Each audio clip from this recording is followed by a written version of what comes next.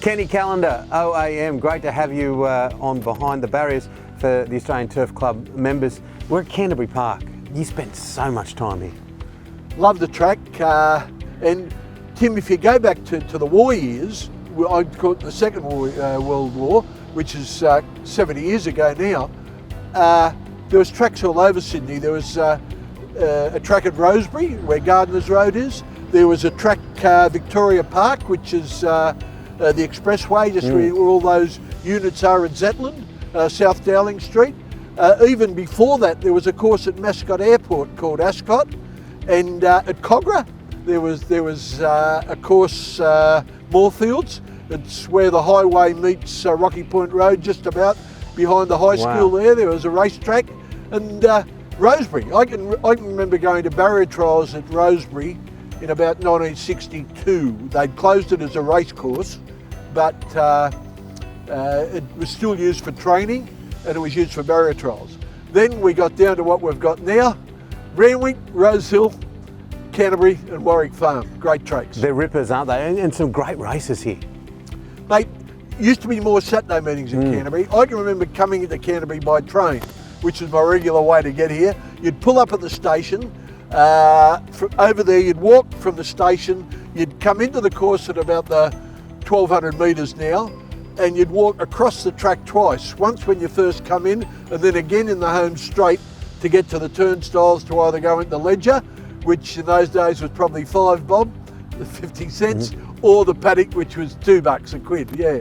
And you had your choice, and there was always plenty of midweek meetings here, but the Canterbury Guineas used to be one of my favourite races, and I've seen some. Octagonal won the Canterbury Guineas at Canterbury, was one of the last ones. Yeah, with Darren Beedman on board. What about Royal Randwick? What was Randwick like when you used to come in on the train?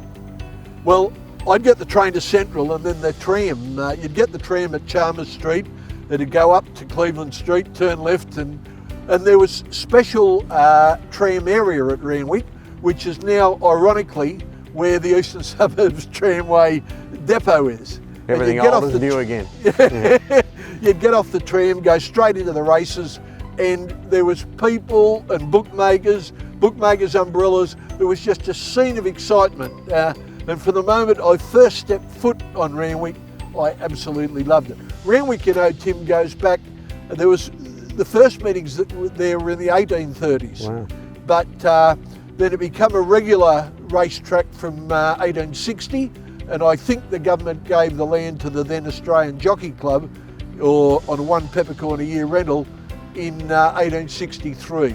So the AJC was formed then, yeah. Just an extraordinary place. I love it. And look, the moment that stands out for me was when Winks said farewell, because it was one of the great moments of sport that I've ever seen.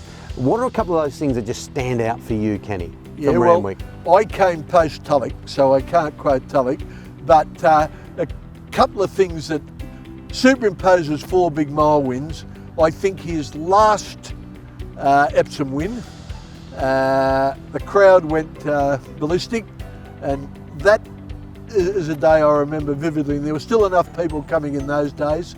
I can remember a couple of big demonstrations when Glastonbury had run last 2 weeks earlier, then come out and won the Metropolitan. I thought they were going to jump the fence that year. And of course, I don't like to be an old man thinking back. Winks. I loved Winks. I think Winks is the best racehorse I've seen. Yeah, and didn't it just pick people up from places where, you know, they were on their knees, like whether it be health or things. Good racehorses, great racehorses, take people to another place. Mate, Winks is one of those horses that everyone knew. If you walked up the road and you just said to a kid in a school uniform, "Hey, who's Winks?" they'd say a racehorse. And look, I'm not saying everyone, but I reckon 8 out of 10 people that didn't go to the races go and talk to the public servants and say, "Do you know who Winks is?" They'd all know. And of course, if you went into any pub anywhere in Australia, everyone knew who Winks was. They almost know exactly where they were when she won certain races. What about Rosehill, Warwick Farm, My Hood, you know, Ugg boots, flannelettes? It's like it's a different version. The boy from Guildford. Yes, exactly. The different, like Rosehill with so many great slipper winners, and Warwick Farm. How do you reflect on those two tracks, and what are some of your great memories? Well, Warwick Farm, was almost thought of as a rural racetrack, perhaps like Hawkesbury, because Liverpool was just developing when I first come to the races. A lot of people won't know that Warwick Farm was also used for motor racing from 1960 to about 1973. Wow. And they'd take the rails down, and there was, I think, 3.6 kilometre track around the middle of, it'd go way out at Warwick Farm. I saw Sterling Moss drive at Warwick Farm. I only went there once. That's some trivia. I found it boring. Well, you love the horses. Well, Rosehill, what a place. It's got another, look, we talk about the aura of Randwick. Rosehill has that too, in its own way. Yeah. Well, since we've got the championships going and all, for many years, I think the Slipper was Sydney's premier race. And I used to love going to the Golden Slipper. I can remember when I was a copy boy at the old Daily Mirror, and I worked Saturdays, and it was a roster, I think about and my roster was coming on. I was going to have to miss the Golden Slipper. You couldn't miss the Golden Slipper, and this horse was coming from South Australia, Pago. But the gods were on my side, Tim. It poured rain, the Slipper was postponed, it was on the next Wednesday, and I was able to go. So there was a Wednesday Slipper at Rosehill in 1963. So Kenny, Rosehill, it's got its own aura about it, and the Golden Slipper obviously. Is there one that stands out for you? Probably two slippers really stand out for me. Baguette was one of the people's favourites, trained by Phil Alotta. George Moore rode him, and he won the Golden Slipper and beat a horse called Royal Show K. Lengby. Royal Show protested, trained by Tommy Smith, should have got the protest. He didn't, and Baguette held the race, and he won the Triple Crown, the Sires and the Champagne as well. The other has to be in 2000, Tim. Belle de Jour missed the start. Now I know if you're going to miss the start, the jockey's got a bit of patience. It's not always the end of the world, but it is in a Golden Slipper. It's only 1,200 metres. El Beasley didn't panic, threaded his way through the field, and Belle de Jour got the cash.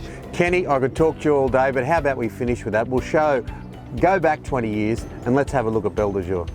Good on you, Tim. Thank you. And there's the red light. The start is imminent in the year 2000. Amy, Golden Slipper. Starter on the stand, presses the button, they're off, and Belle de Jour bungled the start. The rider almost went over ahead, and French Braids and King of Danes bounced out in front, going up very, very quickly. Phoenix Park with Great Crusader misunderstood. Assertive Lad is caught out very, very wide as they settle fully into stride at the 250, and King of Danes the leader. Great Crusader is tackling it strongly, a length Assertive Lad and Phoenix Park, and then French Braids Continuum, and down the outside Crown Glory. Here she comes. Crown Glory is out after Assertive Lad, who hit the front, and Belle de Jour right through the middle. Freakish win. Belle de Jour almost fell at the start, gets the Golden Slipper.